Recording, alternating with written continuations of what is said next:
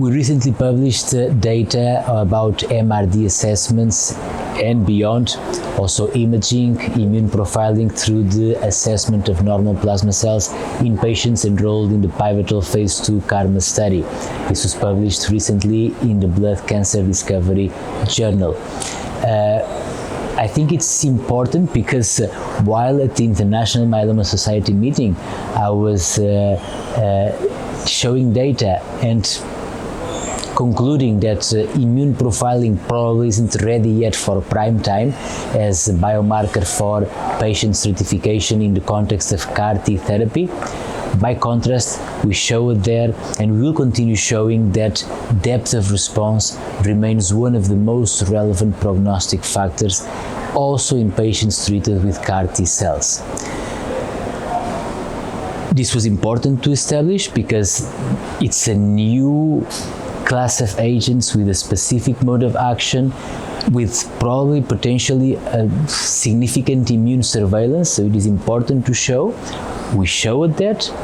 and I believe we also provided some guidance of how to pick the best that each methodology is offering the clinician at each time point. So we showed, for example, that very early on after CAR-T infusion, for example at month 1, the immunofixation status may not be that relevant because of the long half-life of the immunoglobulins, whereas MRD is more informative. By contrast, later on, probably because of extramedullary disease, bone marrow samples that are not very representative, adding the immunofixation status to the MRD status is paramount to identify patients that are both CR and MRD negative that are the ones enjoying longer PFS with CAR-T cells. And finally, for those patients with a favorable outcome, reaching 1 year or more of progression-free survival after CAR-T infusion, we have found an interesting biomarker that should be confirmed in subsequent studies, whereby we show that in patients that are MRD negative,